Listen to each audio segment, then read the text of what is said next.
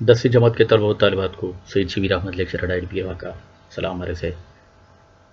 आज का मौजू हमारा है नज़्म मुफलिसी, जो 10वीं जमात की दरसी किताब बहरिस्तान उर्दू के सफ़े 184 और 185 पर दर्ज है। यहाँ पे ये मौजूद है, इन दो सफ़ात पे मुश्तमिल है।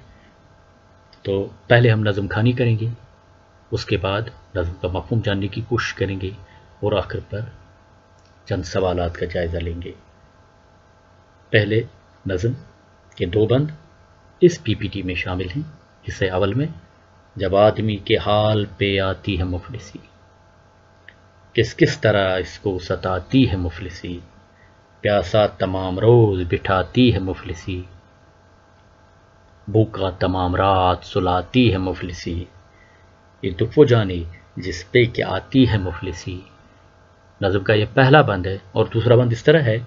मुफलिस की कुछ नज़र नहीं रहती है आन पर, देता है अपनी जान वो एक एक नान पर, हर आन टूट पड़ता है रोटी के खान पर, जिस तरह कुत्ते टूटते हैं उस दुकान पर, वैसा ही मुफलिसों को लड़ाती है मुफलिसी, जब आदमी के हाल पे आती है मुफलिसी, किस किस तरह इसको सताती।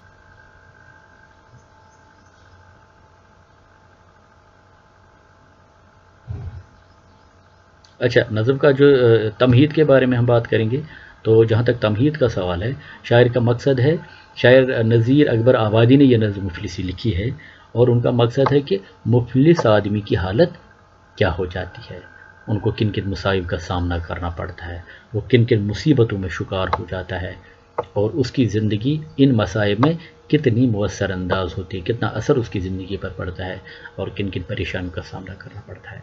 पहला बंद जैसे कि अभी हमने पढ़ा कि जब आदमी के हाल पे आती है मुफलिसी, किस किस तरह इसको सताती है मुफलिसी, यहाँ से लेके लास्ट आखिरी मिसरा जो इसका है, जिस पे कि आती है मुफलिसी, यहाँ तक है।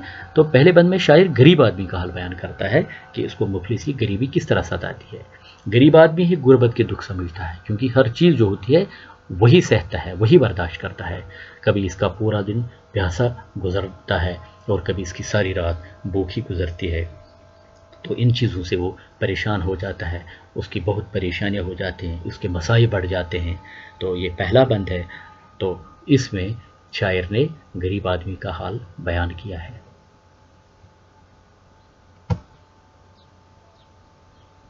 अच्छा, नज़्म के दूसरे बंद में शायर ने मुफलिस का हाल इस तरह बयान किया है कि मुफलिस की कुछ नज़र नहीं रहती है आन पर, देता है अपनी जान वो एक एक नान पर, हर आन टूट पड़ता है रोटी के खान पर, जिस तरह कुत्ते टूटते हैं उस दुकान पर, वैसा ही मुफलिसों को लड़ाती है मुफलिसी।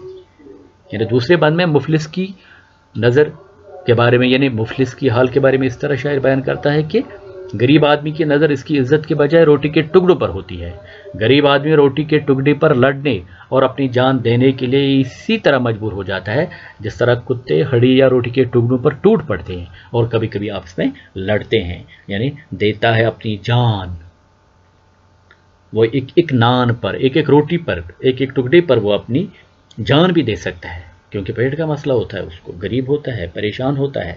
हरान टूट पड़ता है रोटी के खान पर, वो दस्तरखान या थाल हो रोटी का, वो टूट पड़ते हैं, क्योंकि भूख उनकी इतनी शदीद होती है, भूख के मारे वो परेशान हो जाते हैं, उनका हाल इतना खस्ता होता है कि वो बिन देखे उस पर टूट पड़ते हैं, जिस तरह कभी कभी कुत्ते टूट पड़ते हैं उस दुकान पे हड्डी के टुकड़े पर। शायर ने गरीब आदमी का हाल इस तरह बयान किया है कि, और उनका हाल कभी कभी ये होता है कि वैसा ही मुफलिसों को लड़ाती है मुफलिसी।